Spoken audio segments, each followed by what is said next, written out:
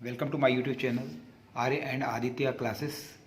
दोस्तों आज हम देखेंगे क्लास 7 संस्कृत का फाइनल रिवीजन, जो कि ना केवल एनसीईआरटी के लिए ही बल्कि जो है सभी स्कूल हैं जिसमें रुचिरा जो है संस्कृत बुक चलती है उन सभी के लिए जो है समान रूप से उपयोगी है। चलिए इसे शुरू करते हैं। इसके अंदर एक पदेन जो है कई चैप्टरों के दिए हुए हैं, आप देख सकते हैं जो इम्पोर्टेंट हैं। तो शुरू करते हैं। पहला क्वेश्चन है इसका, गिरिजायाः गृह सेविकायाः नाम किमासीत। तो इसका होगा दर्शना, द सा के ऊपर रा की मात्रा और ये दर्शना। नेक्स्ट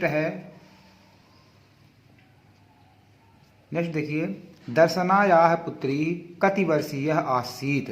तो इसकी पुत्री कितने वर्ष की थी दर्शना की? 8 वर्षीय। ठीक है। उसके बाद नेक्स्ट है, अघत्वे शिक्षा अस्माकं कीदृशम अधिकारः। तो मौलिक, माँ में औ की मात्रा, ली और का। उसके बाद नेक्स्ट है, दर्शनायाः पुत्री कथम नृत्यति। तो करताल वादन, करताल वादन इसका सही आंसर होगा। इसके बाद चैप्टर नंबर 10 के इंपॉर्टेंट एक पदेन देखिए, वृक्षे का प्रविशति स्म। तो वृक्षे चटका। उसके बाद वृक्षस्य अधः कः आगतः। तो इसका आंसर होगा गजः। गजः केन शाखम अत्रोटयत्। तो इसका होगा शृण्डेन।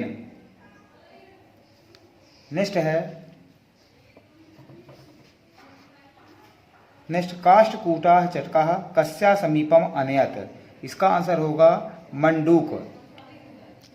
नेक्स्ट क्वेश्चन देखते हैं, मच्छिकायाः मित्रम कः आसीत। तो वो कौन था? मंडूक। चलिए चैप्टर नंबर 11 में कः पशु। तो इसका हो जाएगा विद्या विहीन, विद्या से विहीन ही जो है वो पशु के समान होते हैं। का भोगकारी ही। तो विद्या का भोग करना चाहिए, विद्या को ग्रहण करना चाहिए। विद्या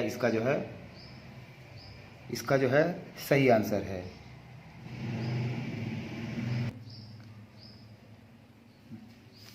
के पुरुष ना विभूषयन्ति। तो इसका हो जाएगा हाराह आब्लिक के यूरा। तो इस चीज को ध्यान रखना है, 2 से 4 बार प्रैक्टिस करना है। संस्कृत है, आप प्रैक्टिस करेंगे तभी इसका जो है आपसे बनेगा। नेक्स्ट जो है, कानि छीयन्ते। तो इसका होगा भूषणानि। तो भूषणानि छीयन्ते आप लिख सकते हैं, छीयन्ते भी लिख सकते हैं। तो भूषणानि इतना भी लिख दीजिए, तो इससे भी आपका आंसर बन जाएगा। नेक्स्ट जो है चैप्टर नंबर 12 के आंसर देखते हैं। का भाषा प्राचीनतमा। तो कौन सी भाषा है? संस्कृतम। शून्यस्य प्रतिपादनम कः अकरोत्।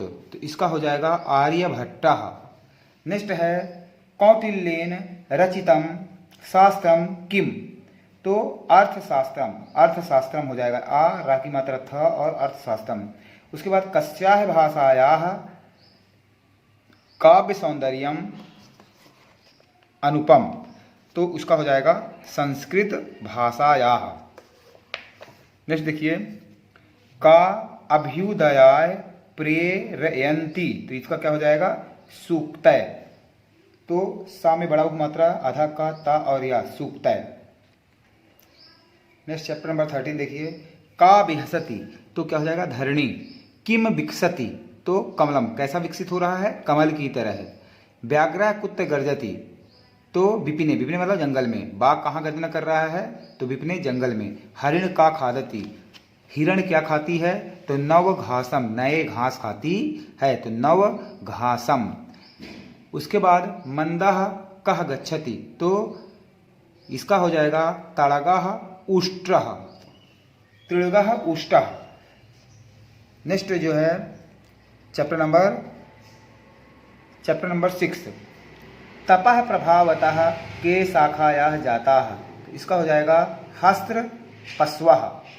नेक्स्ट है, पार्वती तपस्यार्थम कुत्र आगच्छत। तो गौरी शिखरम।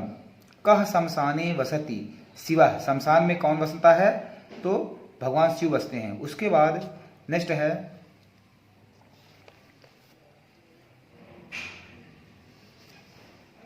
शिव निष्ठा श्रुत्वा का क्रुद्धा जाता है? पार्वती।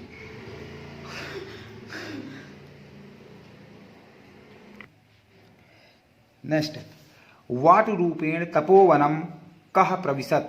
इसका हो जाएगा शिव।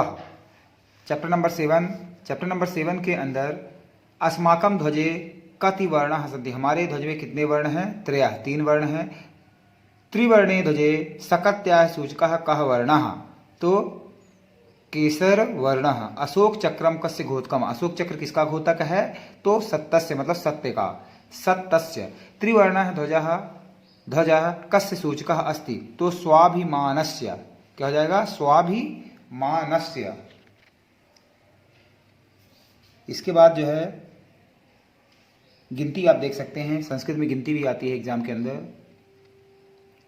ये 81, 82, 83 और इस तरह से लेकर ये 100 तक गिनती है। इसका जो है आप स्क्रीनशॉट ले सकते हैं और इसको जो है आपने प्रैक्टिस करना है। मैं एक बार पढ़ के बता देता हूँ। 81 को एकाशीति ही, द्वाशीति ही, त्रशीति ही, चतुर्शीति ही, पंचाशीति ही, ध्यान रखना इसमें बड़ा आ लगेगा। उसके बाद षडशीति ही, सप्ताशीति ही, अष्टाशीति ही, नवाशीति ही और नवति ही। उसके बाद 91 को एकानवति ही, द्विनवति ही, त्रयोनवति ही, चतुर्नवति ही, पंचनवति, षष्ठनवति, उसके बाद सप्तनवति, इसके बाद अष्टा, इसमें ध्यान देना है, अष्टानवति, उसके बाद नवनवति और 100 को बोलते हैं हम शतम। तो इसका आप स्क्रीनशॉट ले लीजिए और इसको जो है आप 4 से 5 बार रिवाइज करिए, आपको जो है इसमें प्रैक्टिस हो जाएगी। चलिए नेक्स्ट देखते हैं। कुछ इंपॉर्टेंट जो है हाँ या ना, जिसको आम मतलब हाँ और ना, इनके अंदर जो है ये हम देख लेते हैं जो इंपॉर्टेंट है एग्जाम के व्यू से। अस्माकम राष्ट्रस्य ध्वजे त्रयः वर्णाः सन्ति, ये आम है। ध्वजे हरित वर्णः साक्ते प्रतीकः अस्ति, ना है। ध्वजे केसर वर्णः शासक्य सूचिकः अस्ति, आम है। चक्रे त्रिशत आराः सन्ति, ना है। चक्रे प्रकृतः घोतकम, चक्र जो है प्रकृति का घोतक है, आम है। सही बात है। इसका मैं अनुवाद नहीं कर रहा हूँ क्योंकि ये जनरली जो है क्लास में पढ़ाया जाता है सब कुछ, सिर्फ मैं आपको दिखा रहा हूँ कि ये इंपॉर्टेंट है, इनको आपने प्रैक्टिस करनी है। चलिए नेक्स्ट देखिए। विद्या राजस पूज्यन्ते, आम है। वाग्भूषणम भूषणम नाचा, ना, ये ना है। विद्याधनम सर्वधनेषु प्रधानम, विद्याधन सभी धर्मों में प्रधान है, सही बात है, आम है। विदेश गणे गैने विद्या बंधुजन ना भवति, ये ना होगा। सर्व विहाय विद्याधिकारम कुरु, आम होगा। तो यहां तक ये क्लियर हो जाता है ना। नेक्स्ट, धावन समये अश्वाह खादति, ना है। अष्टपृष्ठे भारम ना वहति, ना है। सिंह नीचे ही है क्रोशितः, ना है। पुषु चित्रवंगः डरयन्ते, आम है। वने व्याघ्रः गर्जति, आम है। हरिणम नव घासम ना खादति, मतलब हिरण जो है नई घास नहीं खाती है, गलत बात है। हिरण जो होता है वो नई घास खाती है, तो इसका क्या होगा? ना होगा। तो इसमें कुछ कीवर्ड अपने आप बना लेना है और इसको याद करना है।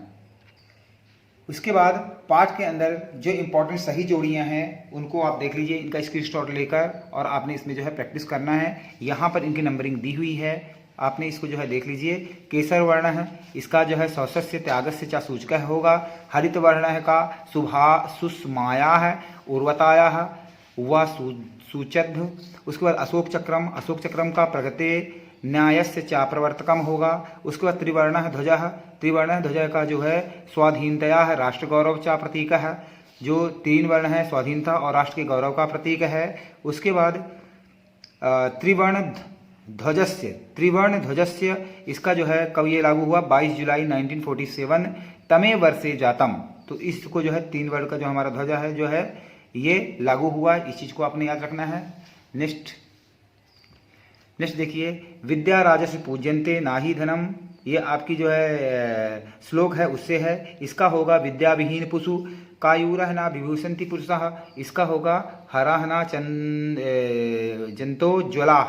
उसके बाद ना चौर्यहार्य है, ना चा राजहार्य है, ना चोर चुरा सकते हैं, ना ही राजा ले सकता है, राजा हरण कर सकता है। तो इसका जो है 3rd नंबर का होगा नभ्रात्याभाज्य, न चा भार्य है, ना भाई जो है ना तो भाई और इसका जो है विभाजन कर सकता है। उसके बाद सत्कार्यतम कुलस्य महिमा, तो इसका हो जाएगा रत्न बिना विभूषणम। और वाणेकः समलंगरीति पुरुषम। तो इसका हो जाएगा या संस्कृतम धारेत। इसके बाद नेक्स्ट सही जोड़ी देखते हैं, कौटिल्यन। कौटिल्य का हो जाएगा यह अर्थशास्त्र इन्होंने रचना किया था। उसके बाद चिकित्सा शास्त्री इसके अंदर कौन थे, चरक जी जो है चिकित्सा से, हमें ऐसा याद कर लेना है, चरक जी जो है चिकित्सा से रिलेटेड है। शून्य का आविष्कार जो है आर्यभट्ट जी ने किया है। संस्कृतम से रिलेटेड है, संस्कृत से ज्ञान विज्ञान की बात कर लीजिए। और सूक्तयः जो होता है उससे अभ्युदया है, बहुत ज़्यादा प्रेरणा मिलती है। इस तरह से आपको इसको याद कर लीजिए। नेक्स्ट जो है देखते हैं मंदम। मंदम का अब ये विलोम शब्द है कुछ इसमें, लेकिन मैचिंग करना है। तो मंदम का क्या होगा, क्षिप्रम होगा, नीचे का ऊंचा, ऐसा करके कठोर। जो चीज़ कठोर होगी तो कैसी होगी, स्निग्ध याद कर लीजिए। पुराना का क्या होगा, नूतन मतलब नया। अपर्याप्तम का क्या होता है, पर्याप्तम। तो कुछ ऐसी मैचिंग हमें देख कर ही पता चलता है कि इसको याद करने में इतनी दिक्कत नहीं आएगी। चलिए नेक्स्ट देखते हैं। जनरली ये देखा जाता है कि श्लोक तो आते ही आते हैं, चाहे कोई भी बोर्ड हो, जहाँ भी एनसीईआरटी है या कोई भी बोर्ड है, श्लोक आते हैं तो उसे जो हमें याद रखना है। यहाँ पर देखिए 2 श्लोक है जो आपके लिए, सत्येन धारेत पृथ्वी, सत्येन तपसे रवि, सत्येन वाति वायुश्च, सर्व सत्ये प्रतिष्ठितम। उसके बाद नेक्स्ट है दाने तपसी शौर्य चा विज्ञाने विनयनये विस्मयो नाही कर्तव्यो बहुरत्ना वसुंधरा। तो ये 2 जो है आपको श्लोक भी याद करने हैं, या आप दूसरे भी श्लोक याद कर सकते हैं जो भी है, लेकिन मैंने जो है आपके लिए 2 श्लोक यहाँ पे लाया हूँ। इसको आप 2 से 3 बार लिखना है इसको, और प्रैक्टिस करना है, आपको ये याद हो जाएगा। टू द पॉइंट ऐसे ही लिखना पड़ेगा, इसमें कुछ भी आप अमेंडमेंट नहीं कर सकते हैं। चलिए नेक्स्ट देखते हैं। ये शब्द रूप जो है, पितृ मतलब होता है पिता, इसके बारे में लिखने के लिए आता है शब्द रूप, जिसमें प्रथमा विभक्ति, सप्तमी के बाद संबोधन, ये आपको लिखना होता है विभक्तियाँ, जिसमें 8 जो होती हैं, प्रथमा द्वितीया तृतीया चतुर्थी। इसके बाद देखिए इसमें विभक्तियाँ जो होती हैं 8 होती हैं, और वचन होते हैं 3, एक वचन, द्विवचन, बहुवचन। ये आपको अपने आप लिखना पड़ेगा, ये लिखना ही पड़ेगा, इनको आप प्रैक्टिस कर लीजिए, फ्रेम बनाना पड़ेगा। उसके बाद प्रथमा में पिता पितरौ पितराः, पितरम पितरौ पितॄन्, पित्रा पित्राभ्यम और पितृभ्यः। उसके बाद चतुर्थी विभक्ति पित्रे पितराभ्याम पितृभ्यः, पितुः पित्राभ्याम पितृभ्यः, पितुः पित्रो पितॄणाम, पितरि पित्रो पितृषु, हे पितः हे पितरो हे पितराः। तो इसे स्क्रीनशॉट ले लीजिए, 5 से 6 बार प्रैक्टिस करिए, आपको ही आ जाएगा। थोड़ा सा वीडियो बड़ा बन रहा है, लेकिन आपको जो है थोड़ा सा इसकी प्रैक्टिस तो करनी ही पड़ेगी। नेक्स्ट जो है कुछ प्रश्न और इम्पॉर्टेंट प्रश्न है जो एग्जाम में अक्सर देखने को मिलता है। संगणकस्य कृते सर्वोत्तमा भाषा का, तो संगणकस्य कृते सर्वोत्तम भाषा संस्कृतम। तो आपको संस्कृतम की प्रैक्टिस करना है, इसमें संस्कृत बाकी तो क्वेश्चन में दिया हुआ है, और संस्कृतम अस्ति आपको लिख लेना है। नेक्स्ट जो है क्वेश्चन है, संस्कृतस्य वाङ्मयः कै समृद्धमस्ति। तो संस्कृत वाङ्मयः वेदैः पुराणैः नीतिशास्त्रैः चिकित्साशास्त्रेभिः चा समृद्धमस्ति। तो वेद ही याद कर लेना है, पुराण ही है, उसके बाद नीति शास्त्र ही है, और चिकित्सा शास्त्र भी। और बाकी जो है इसमें दिया हुआ है। संस्कृत किम शिक्षयति। तो संस्कृत आत्मवत व्यवहारम शिक्षयति। तो इस तरह से आपको जो है इसकी प्रैक्टिस कर लेना है, स्क्रीनशॉट ले लीजिए आप, और इसे आपने प्रैक्टिस करना है। इसके बाद कुछ इंपॉर्टेंट अनुवाद हैं, वो मैं दिखाई देता हूं, और उसको आपने प्रैक्टिस करनी है। इसके बाद ये जो है इंपॉर्टेंट कुछ इसके जो है अनुवाद आते हैं। लालन गीतम, तो इनका अनुवाद आपको आना चाहिए। जैसे ये उदते सूर्य,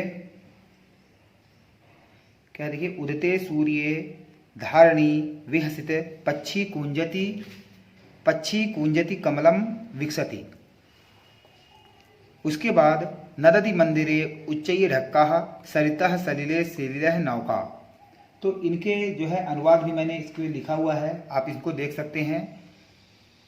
वृक्षः वृक्षे नूतपत्रम विविध वर्णैः विस्तम। तो इन सभी का जो है आप इनको भी स्क्रीनशॉट ले लीजिए, और इनका जो है एक लाइन से मैं जो है इनका अनुवाद जो है वो भी मैं आपको दिखा देता हूँ।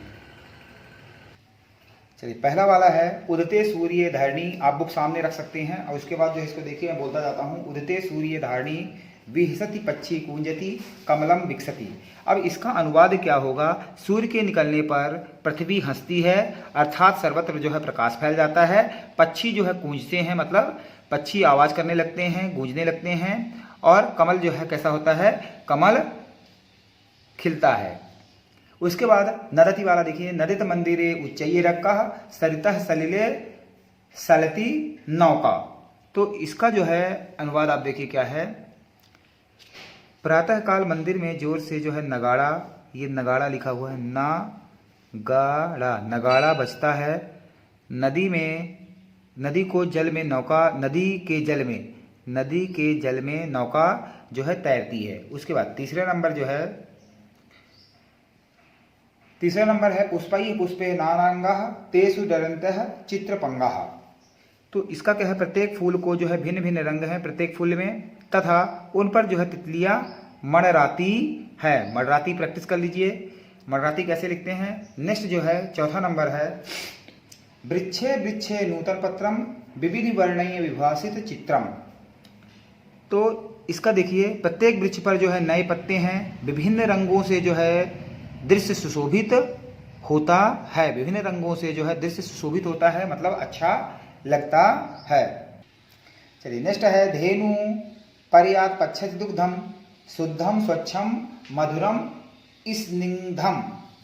तो इसका मतलब यह है कि प्रातः जो है गाय शुद्ध स्वच्छ मीठा और चिकना दूध देती है। ये देखिए एक एक लाइन के हैं, इनको आप याद कर लीजिए, ये हर बार आते हैं।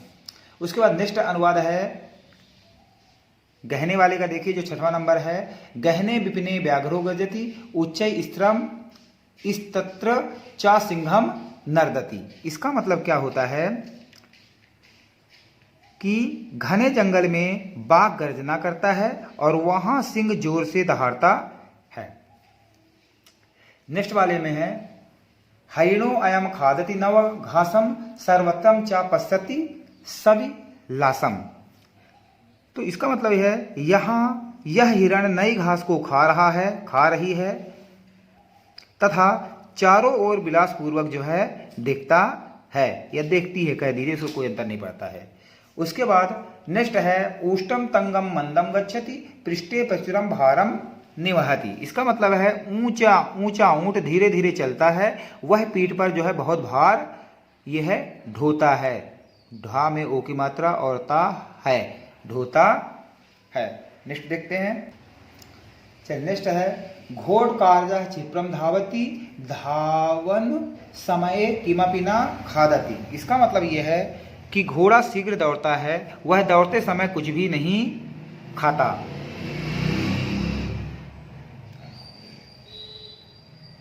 उसके बाद लास्ट देखिए,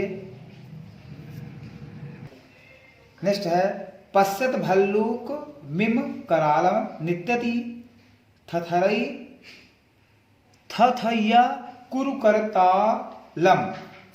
इसका मतलब देखिए, इस डरावने भालू को देखो, यह जो है थथैया नाचता है और इसके लिए जो है तालियां बजाओ। तो यहां तक जो है मैंने जो है आपको जो भी इंपॉर्टेंट थे, तो इसके इस पार्ट में मैंने जो है ये कवर करने की कोशिश की है। इंपॉर्टेंट है, इसको आपने 2 से 3 बार देखना है ताकि जो है आपको ये अच्छे से समझ में आ जाए। यदि आपको ये अच्छा लगा तो आपको इसको लाइक एंड सब्सक्राइब करना है। जय हिंद, जय भारत।